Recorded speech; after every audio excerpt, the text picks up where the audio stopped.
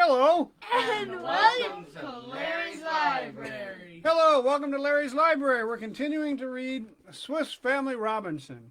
So, if you're listening to this, actually, I would ask a favor of you. I'm taking I'm getting some coaching for narration, and one of the things I've been asked to do is to solicit from people who hear my voice adjectives to describe my voice.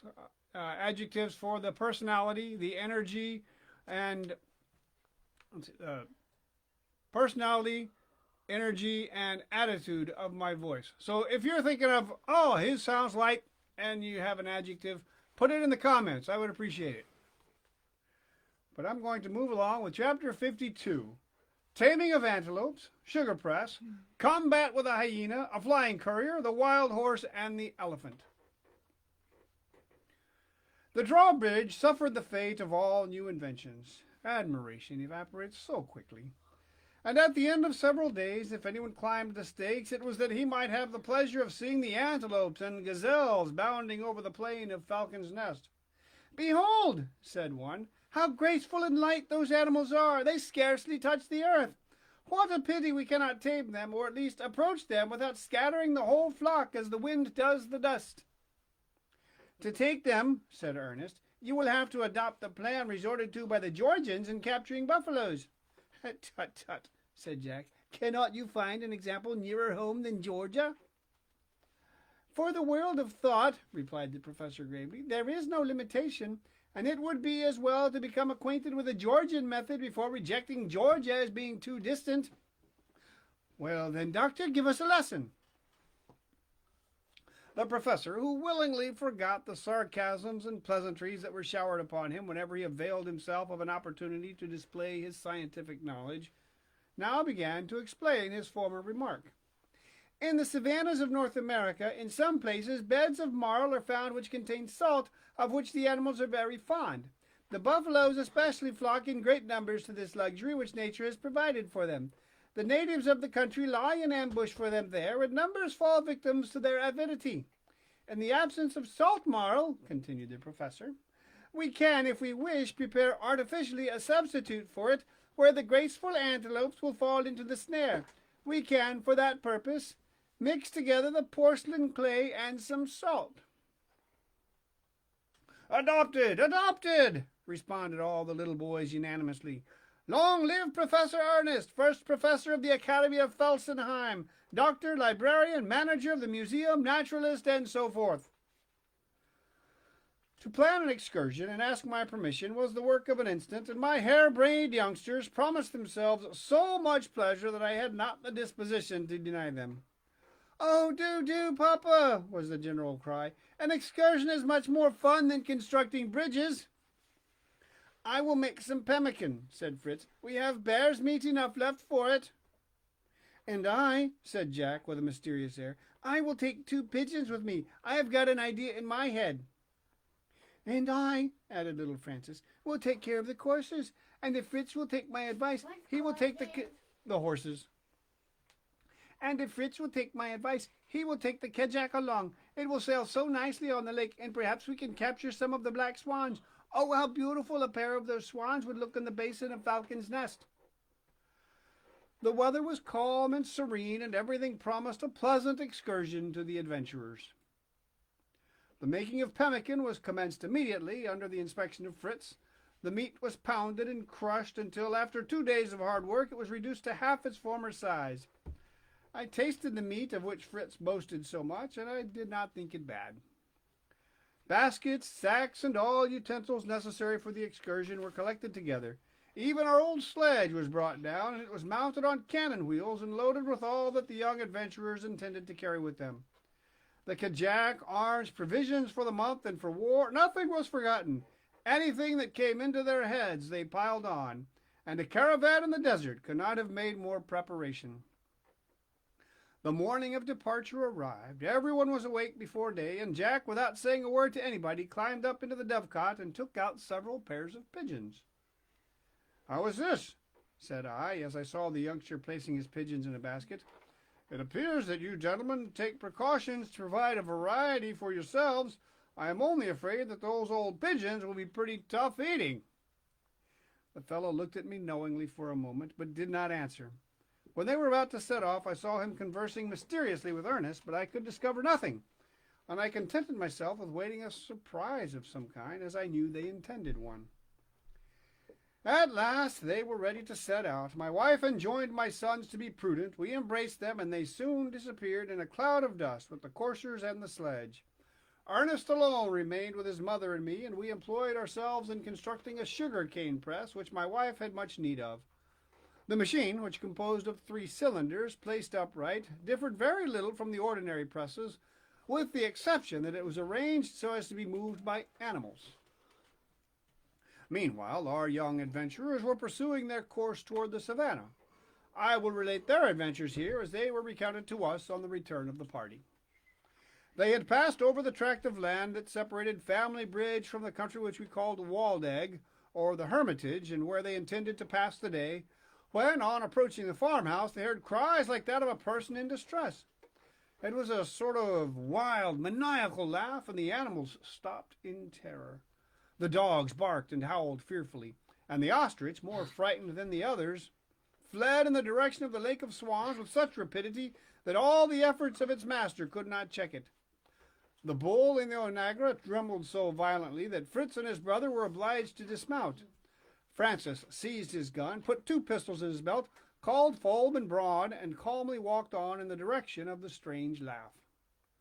He had not gone more than 30 paces when he perceived through the bushes an enormous hyena who, after having killed one of our sheep, was devouring it, while ever and anon that strange laugh of joy would echo from its blood-stained lips. The presence of the little hunter did not disturb the monster in his horrid repast. While rolling his flaming eyes, he tore the poor sheep in pieces. But Francis wanted neither courage nor presence of mind. He placed himself behind a tree, and taking good aim, he discharged both barrels of his gun, and was so fortunate as to break both the forelegs and pierce the breast of the hyena. The dogs then rushed on, their terror changed into rage. The most terrible combat now ensued between them and the furious monster. Growls and cries resounded through the air, and the blood flowed in torrents. Fritz, who had succeeded in attaching the onagra and the bull to a tree, now ran up at the sound of the double explosion and the noise of the dogs. They would have fired again and terminated the combat, but the dogs were so close to the hyena that they were afraid of hitting them, so that they were obliged to await the issue of the combat. Fulb took the hyena by the throat and Braun by the muzzle, and there they held him until he dropped down dead. My sons uttered a cry of joy, and calling off the dogs, dressed the wounds they had received by rubbing them with hydromel and bear's grease, which they had brought with them to eat. When my sons had established their tent, etc., at Waldegg, they set off with the sledge to bring the hyena thither. The following day was entirely devoted to skinning the animal and preparing the hide. While they were thus employed, we were calmly conversing under the vault of the grotto. "I wonder where my brothers are," said Ernest. "I think we shall very soon have news of them." "What put that idea into your head?" said his mother. "Oh, I dreamed it," said Ernest. "Bah, a great confidence your dreams will induce," replied my wife. While we were thus talking, a bird whose genus we could not discover on account of the obscurity fluttered in at the opened door of the dovecot. "Shut it! Shut it!" cried Ernest. "Tomorrow morning we will inspect our new guest. Who knows? Perhaps it is a courier from New Holland and bears dispatches under its wing from Sydney, Port Jackson, and so forth." "Why, how is it your thoughts run on dispatches and news this evening, Ernest?" It is nothing," answered he with indifference. "Only the arrival of that pigeon recalled to my mind something I have been reading today concerning the correspondence the ancient Greeks and Romans carried on by means of carrier pigeons." The next morning Ernest rose before me and paid a visit to the dovecot. I said nothing, and after breakfast I saw him coming in, holding in his hand a piece of paper, folded and sealed like a government letter, which he presented to me on bended knees, saying as he did so, "Noble and gracious lord of the lands, I beg you to excuse the postmaster of Felsenheim for the delay that the dispatches from Sydney and New Holland have experienced. The packet was retarded and did not arrive till very late last evening." His mother and I burst into a laugh at this ridiculous speech. "Well," replied I, continuing the jest, "what are our subjects in Sydney and New Holland engaged in? Will the secretary open and read the dispatches?" At these words, Ernest broke the seal of the paper and, elevating his voice, commenced, "The Governor General of New Holland, to the Governor of Felsenheim, Falcon's Nest, Waldeck, the field of the sugar canes and the surrounding country. Greeting, noble and faithful ally. We learn with displeasure that 3 men whom we suppose to be part of your colony are making inroads into our savannas and doing much damage to the animals of the province. We have also learned that frightful hyenas have broken through the limits of our quarter and killed many of the domestic animals of our colonists. We therefore beg you on one part to call back your starving huntsmen, on the other to provide measures to purge the country of the hyenas and other ferocious beasts that infest it. Especially I pray God, my Lord Governor, that he will keep you under his holy protection. Done under our hand and seal at Sydney Cove, Port Jackson, the 12th day of the 8th month of the 34th year of the colony, Philip Phillipson, Governor." Ernest stopped in laughter at the effect the letter produced on us. I felt that there was some mystery, and I was anxious to get at the bottom of it. Ernest enjoyed my evident embarrassment, and jumping up and down as children do, he let fall the new paper from his pocket. I caught it up and was going to read it when he laid his hand on my arm, saying, "Those also are dispatches. They came from Waldeck, and although less pompous than General Phillipson's, perhaps they are more truthful. Listen, then, to a letter from Waldeck." "Oh, do explain to us," said I, "this prolonged enigma. Did your brothers leave a letter before they went? Is the news of the hyena true? Did they act so rashly as to attack the animal?" "Here is a letter from Fritz," replied Ernest. "My pigeon brought it to me last night." He opened the paper and read the following words. "Dear parents, and you, my good Ernest, I will inform you of our arrival at Waldeck. We there found a hyena who had devoured several of our sheep. Francis alone has all the honor of having killed the monster, and he deserves much praise for his intrepidity. We have passed the whole day in preparing the skin, which is very fine and will be very useful. The pemmican is the most detestable stuff I ever tasted. Adieu. We embrace you tenderly in spirit. Fritz." "A true hunter's letter," cried I.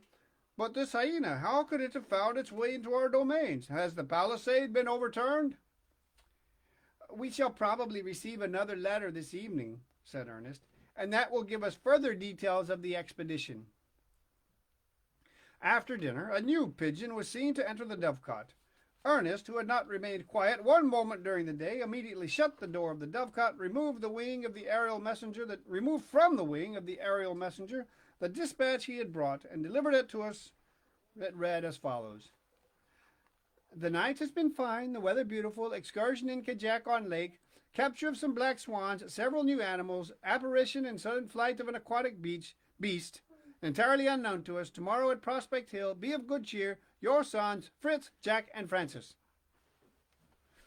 "It is almost a telegraphic dispatch," said I, laughing. "It could not be more concise. Our huntsman would rather fire a gun than write a sentence. Nevertheless, their letter tranquilizes me, but I really hope that the hyena which they killed is the only one in the country." We received other letters at intervals, but they were so concise that I will continue here the narration the boys made on their return. Delivered from the terrible neighborhood of the hyena, they had undertaken to explore the marsh around the Lake of Swans. Fritz embarked in the Kajak, and the brothers followed as near as possible to him along the shore. The black swans afforded a fine chase to our young huntsmen. A loop of wire fastened to a long bamboo was the means they employed, but they captured only 3 young swans, the old ones being too strong and defending themselves with their powerful wings. After the swans came a bird of a new kind, which by his majestic walk and noble appearance seemed the king of birds. The boys threw the wire loop over his head, and drawing him to the shore, fastened his feet and wings, and laid him alongside the swans. While they were occupied in examining their magnificent prey, which Ernest afterward pronounced to be the heron royal, an extraordinary animal rushed out from the weeds, and passing close to their sides, struck them with terror. It was an animal about the size of a young foal, of a form like that of the rhinoceros, only it had not the horn on the nose which that animal has. The upper lip was very prominent, and the whole body of a very dark brown color. My three huntsmen were not very distinguished naturalists, and the best name they could find for the beast was the tapir or anta of South America.